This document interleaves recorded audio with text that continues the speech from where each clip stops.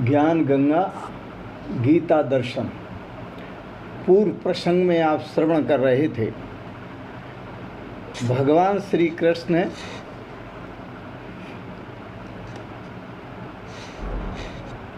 सुंदर वचन कहा, क्षिप्रम भवति धर्मात्मा शश्वत शांति निगच्छति कौन्ते प्रतिजानिहि न मे भक्त प्रणश्यति। मेरे भक्त का कभी नाश नहीं होता।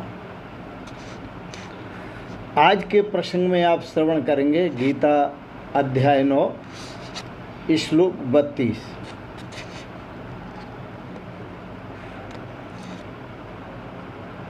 सभी को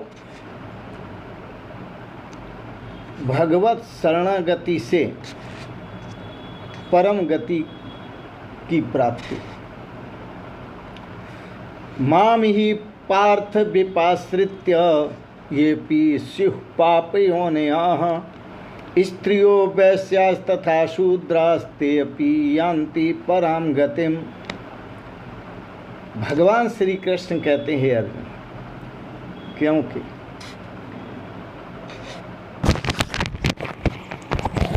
स्त्री, वैश्य, शूद्र तथा पाप योनियाँ चांडाल आदि अन्य जो कोई भी योनि हैं हों, वे सभी मेरे शरण होकर परम गति को प्राप्त होते हैं। मेरे शरण होकर परम गति को प्राप्त होते हैं। यह बहुत मूल्यवान शब्द है। मेरे शरण होकर परम गति को प्राप्त होते हैं। मैं बताऊंगा आपको। और बहुत मूल्यवान क्यों है?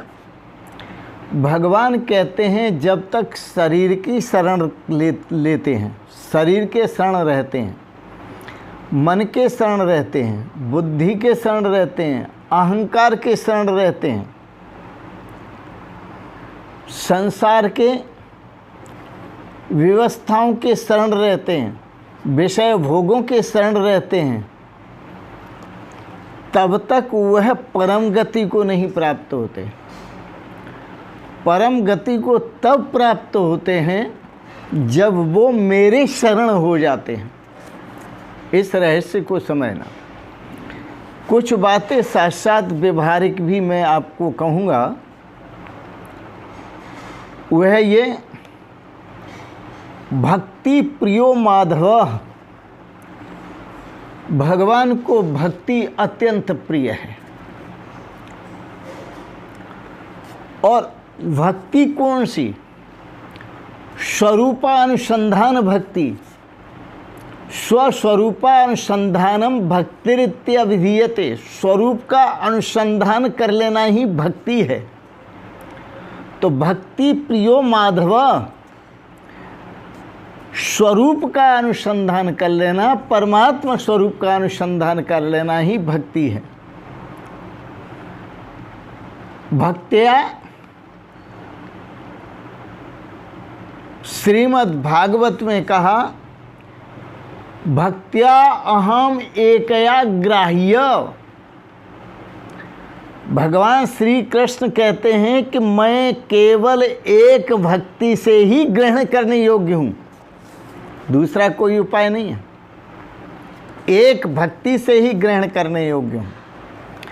और इस भक्ति के लिए किसी की ज़रूरत नहीं है, ज़रूरत नहीं है, आवश्यकता नहीं है, किसी की अनिवार्यता नहीं है। श्रीमद् भागवत में बड़ा सुंदर विवेचन आता है, जैसे नालम द्विजत्वम देवत्वम ऋषित्वम वा असुरात्मजा प्रीणनाय मुकुन्दस्य न व्रतम न बहुज्ञता न दानम न तपोनेज्या न शौचम न व्रतानि च प्रीयते अमलया भक्त्या हरे अन्यद विडम्बनाः एक भक्ति के द्वारा ही भगवान की शरणागति परम पद प्राप्त होता है। विडंबना अन्य सब विडंबना है। किस किस का नाम लिया? हे असुर कुमारो, भगवान श्री कृष्ण कहते हैं, हे असुर कुमारो, मुक्ति भुक्ति देने वाले भगवान को प्रसन्न करने के लिए ब्राह्मणपना, देवपना अथवा ऋषिपना, सदाचारपना और बहुत शास्त्रों का ज्ञान, बहुज्ञाता, उसकी भी ज़रूरत नहीं है। दान की, तप की, बाह्य अभ्यंतर शौच, अंदर और बाहर की पवित्रता, या व्रतों की, अनुष्ठानों की,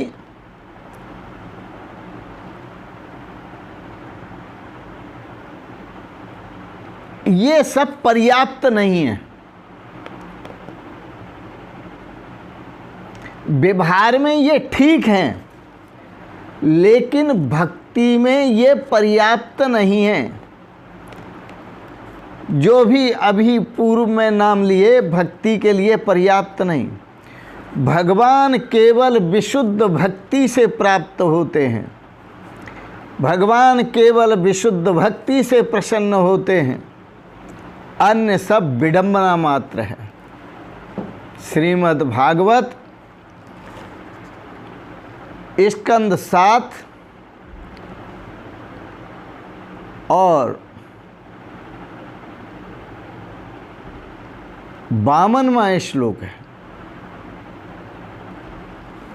51 और 52।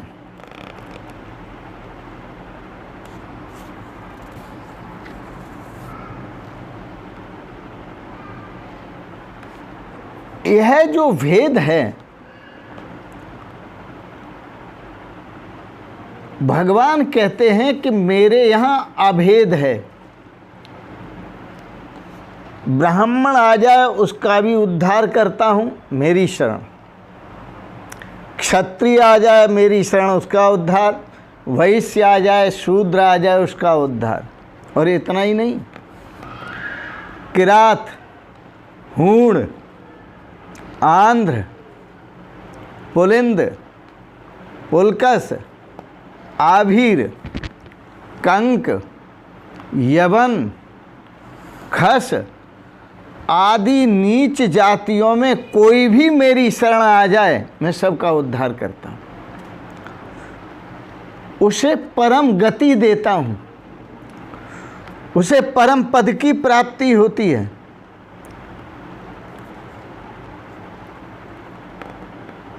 तो शरणागत भक्तों की शरण लेने से जितनी भी जातियां हैं, जितनी भी योनियां हैं, भगवान कहते हैं चलो मेरी शरण तक नहीं पहुंचते, मुझ तक नहीं पहुंचते, तो जो मेरे भक्त हैं, और वो भक्त कौन से? जो स्वरूपानुसंधान को प्राप्त हैं, जो मेरे साथ एक हो चुके हैं, उन भक्तों की यदि वो शरण लेते हैं तो उन भक्तों की शरण लेने मात्र से भी उनका उद्धार हो जाता है।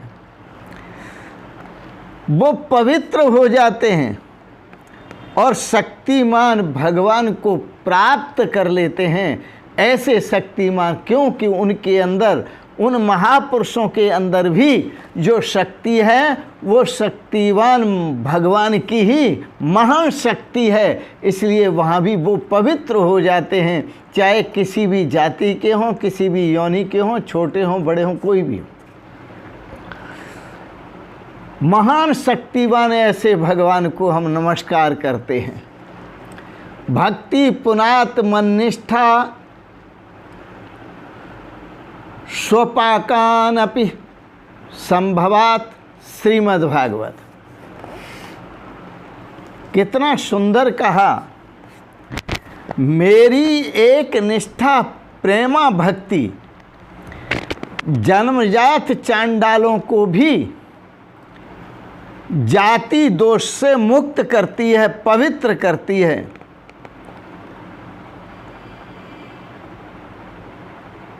ऐसा भाव श्रीमद् भागवत में। इसलिए निर्दोषम ही समम ब्रह्म, जो परमात्मा है वो निर्दोष ही है।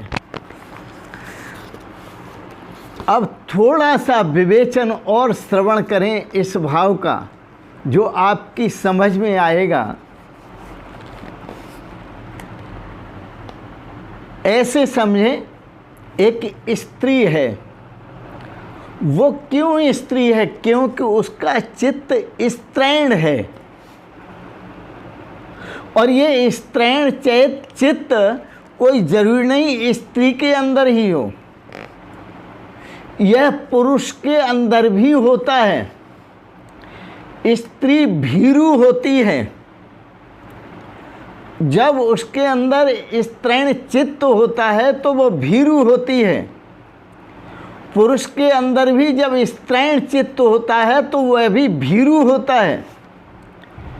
तो ऐसा देखा नहीं जाता कि सभी स्त्रियां भीरू हों या सभी पुरुष भीरू डरपोक हों।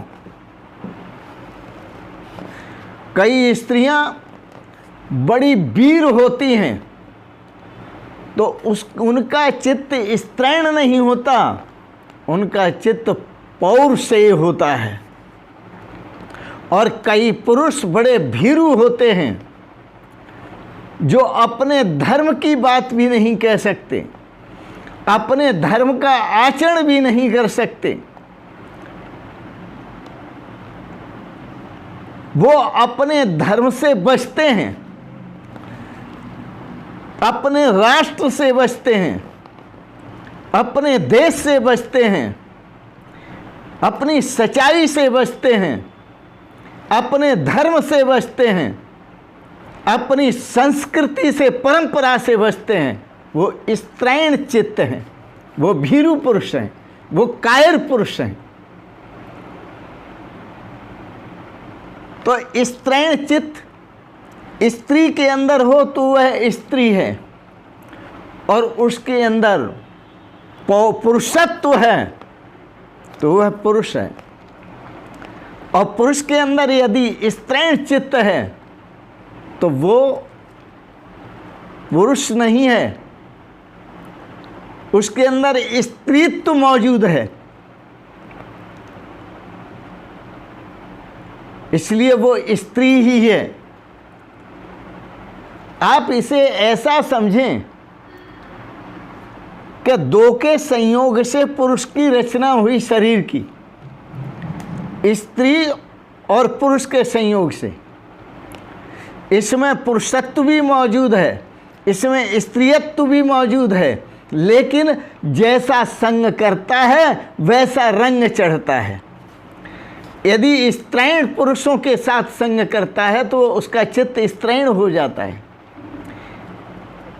यदि पौरुष युक्त पुरुषों के साथ संग करता है तो उसका चित्त पौरुष युक्त हो जाता है, और वह अपने राष्ट्र रक्षा के लिए उद्यत हो जाता है, अपने देश की रक्षा के लिए, अपनी संस्कृति की रक्षा के लिए, अपने मान बिंदुओं के लिए एकदम तैयार हो जाता है। 4 प्रकार के व्यक्तित्व इस संसार में प्रकट हुए, 4 प्रकार के, और वो चारों प्रकार के व्यक्तित्व में ब्राह्मण, क्षत्रिय, वैश्य और शूद्र।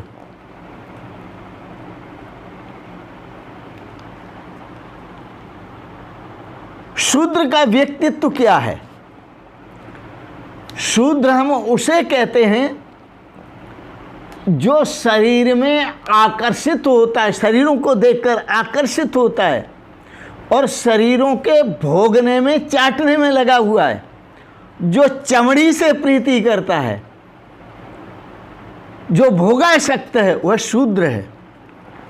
भगवान को भूला हुआ है, भोगों में आसक्त है, दिन रात भोगों की व्यवस्था में लगा है, भोगों के भोगने में लगा है, भोगों के प्राप्त करने में लगा है, भोगों के सोचने में, वो शूद्र है। उसके पास व्यक्तित्व शूद्र का है। और दूसरी श्रेणी है, दूसरी कैटेगरी है वैश्य की, जो धन में आसक्त है, धन को एकत्रित करने में लगा है, धन को बढ़ाने में लगा है, धन को अर्जित करने में लगा है, धन के संबंध में ही सोचता है, उपाय भी करता है और उसमें क्रियाशील भी होता है, वो वैश्य है। क्योंकि वो धन को इकट्ठा करता जा रहा है। ये कैटेगरी है। आगे तीसरी कैटेगरी है क्षत्रिय की।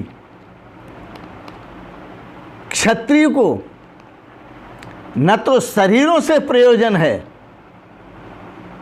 विशेष प्रयोजन है, न तो शरीरों से विशेष प्रयोजन है, न धन से विशेष प्रयोजन है। क्षत्रिय को अपने गौरव से विशेष प्रयोजन है, अपने गौरव की रक्षा करता है।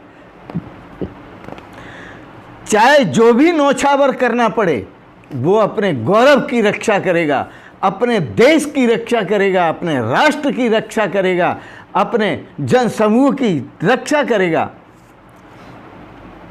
प्राणियों की रक्षा करेगा। वो अपने गौरव के लिए जीता है। ये क्षत्रिय की कैटेगरी है। आगे कैटेगरी है ब्राह्मण की, जो परमात्मा के लिए जीता है, ब्रह्म के लिए जीता है, वो ब्राह्मण है।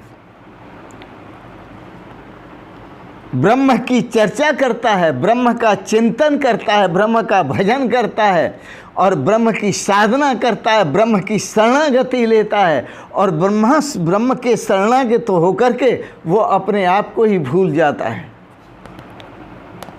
जिसे केवल ब्रह्म से, परमात्मा से प्रयोजन है, वो ब्राह्मण है।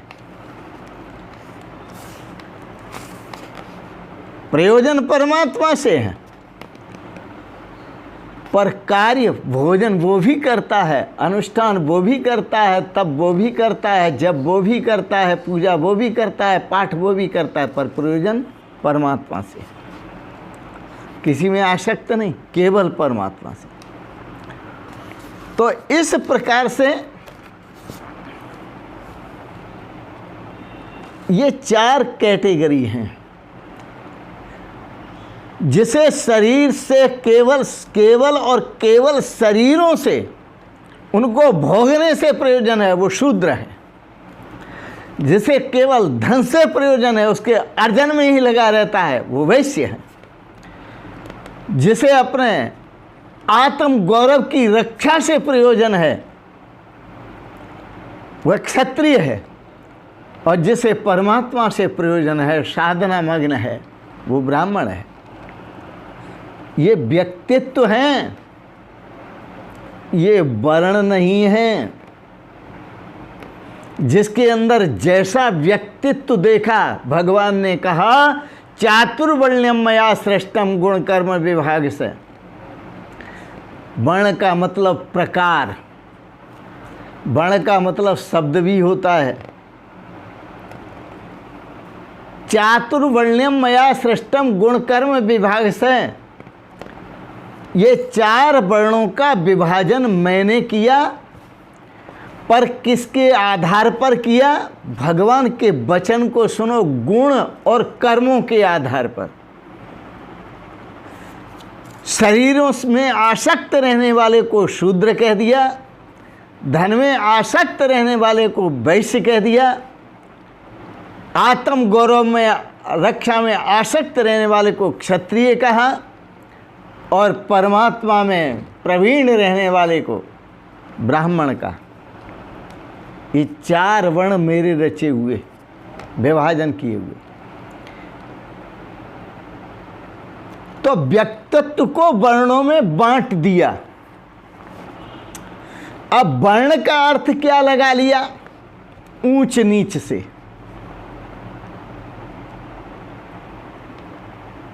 शूद्र बहुत नीचा है, उससे ऊंचा वैश्य है, उससे ऊंचा क्षत्रिय है, उससे ऊंचा ब्राह्मण है। अरे ये ऊंचे हैं। ब्राह्मण कहें हम मुख से पैदा, फिर मुखऊ फाड़ फिर वो आए क्यों ना है। क्षत्रिय कहें हम भुजा से पैदा, तो भुजा फाड़ फिर आए क्यों ना है। वैश्य कहें हम उदर से पैदा, उदर फाड़ फिर वो आए क्यों ना है। और शूद्र कहें हम पगों से पैदा, पगऊ फाड़ फिर आए क्यों ना है।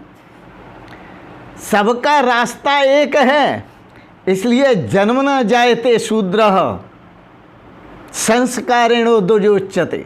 जन्म से सभी शूद्र हैं, जिसके जैसे संस्कार हैं उसके अनुसार ही वह शूद्र है, वह वैश्य है, वह क्षत्रिय है, वह ब्राह्मण है।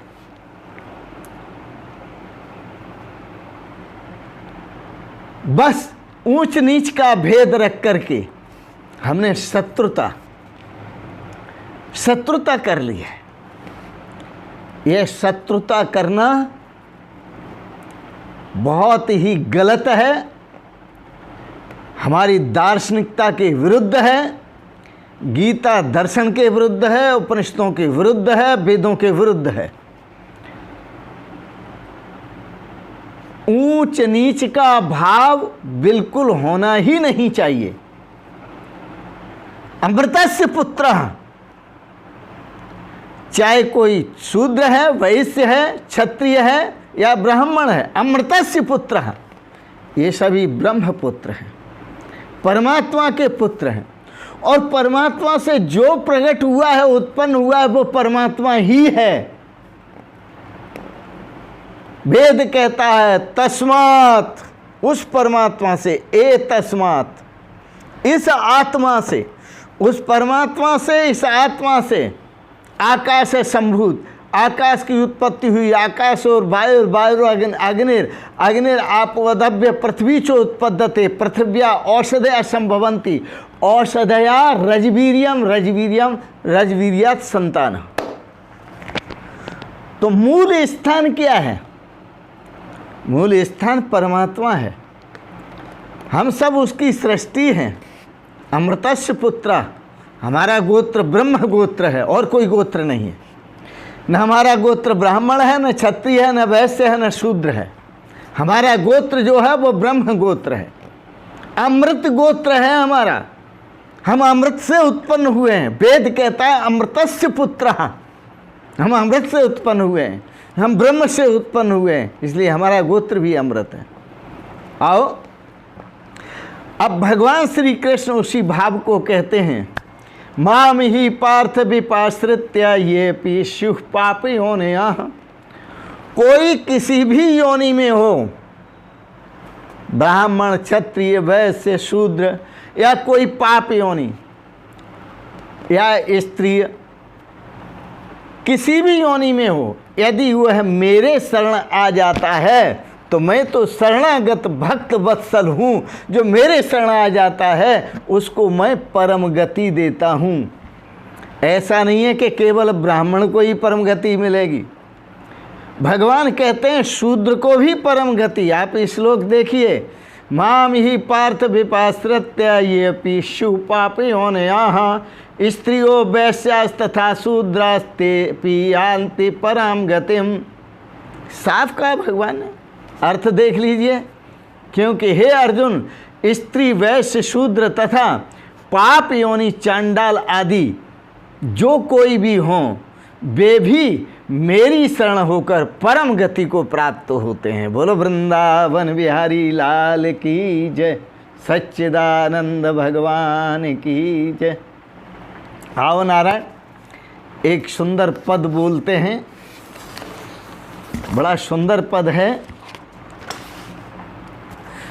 सोहम बोल शिवो हम बोल, सोहम बोल शिवो हम बोल, तेरा क्या लगता है मोल। सोहम बोल, सोहम बोल, तेरा क्या लगता है मोल। सोहम बोल शिवो हम बोल, क्या करता जीवन की आशा, जैसे जल में पड़ा बतासा। दुनिया देती बुरी दिलासा, पल में तोला। दुनिया देती बुरी दिलासा, दुनिया देती बुरी दिलासा। पल में तोला, पल में मासा। प्यारे तौल सके तो तौल, सो हम बोल, सो हम बोल। तेरा क्या लगता है मोल, सो हम बोल, शिवो हम बोल। जिसने आकर जन्म लिया है, जिसने आकर जन्म लिया है, उसने एक दिन कूच किया है, उसने एक दिन कूच किया है। किसने किसका साथ दिया है, किसने किसका साथ दिया है। इस जग का ढंग देख लिया है, इस जग का ढंग देख लिया है। अब तो अंतर के पट खोल, सो हम बोल, सो हम बोल। अब तो अंतर के पट खोल, सो हम बोल, शिवो हम बोल। तेरा क्या लगता है मोल, सो हम बोल, शिवो हम बोल। जब यम फांस गले में डारें, जब यम सावधान, जब यम फांस गले में डारें। सुत पितु मातन कोई उबारे, सुत पितु मातन कोई उबारे। घर से बाहर तुरंत निकारें, घर से बाहर तुरंत निकारें। करके नगिन तेरा तन जारें, करके नगिन तेरा तन जारें। तादन खुले प्रेम की पोल, सो हम बोल, सो हम बोल। तादिन खुले प्रेम की पोल, सो हम बोल, शिवो हम बोल। तेरा क्या लगता है मोल, सो हम बोल, शिवो हम बोल। संत सावधान करते हैं, जब इस जग में आना जाना, जब इस जग में आना जाना। सबको ज्ञान धर्म सिखलाना, सबको ज्ञान धर्म सिखलाना। गुरु भक्ति का पाठ पढ़ाना, हरि भक्ति का पाठ पढ़ाना। गुरु भक्ति का पाठ पढ़ाना, सबको आत्म ज्ञान सिखाना, सबको आत्म ज्ञान सिखाना। हरदम सतगुरु के गुण गाना, हरदम सतगुरु के गुण गाना। क्योंकि उनकी कृपा से ही हम आगे बढ़े हैं। हरदम सतगुरु के गुण गाना, बस ये जीवन है अनमोल, सो हम बोल, शिवो हम बोल। बस ये जीवन है अनमोल, सो हम बोल, शिवो हम बोल। सो हम बोल, शिवो हम बोल, सो हम बोल, शिवो हम बोल, सो हम बोल, शिवो हम बोल। आज इतना ही। आपने बड़े प्रेम और श्रद्धा से गीता पर दार्शनिक विचार श्रवण किए, इसके लिए बहुत बहुत अनुग्रहित हैं। और एक बात ज़रूर कहिए, आपको विचार अच्छे लगे इनको सब्सक्राइब करें, लाइक करें, शेयर करें। और अंत में आप सभी को ब्रह्म स्वरूप, सच्चिदानंद स्वरूप, भगवत स्वरूप आप सबको प्रणाम करते हुए, आपका वंदन करते हुए, अभिनंदन करते हुए, ओम शिवोहम शिवोहम शिवोहम।